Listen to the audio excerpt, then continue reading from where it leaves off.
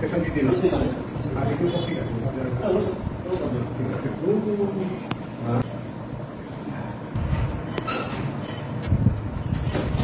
Loose loose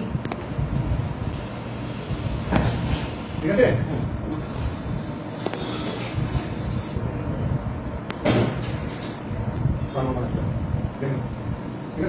বাড়ি কোথায়?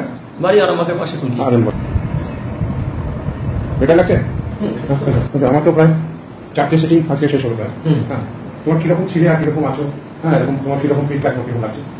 আমার তো কোমরের পেন হতো, পাটিয়ে সাইডে নাম মানে কোমরের ব্যথাটা হয়েছিল কি করে?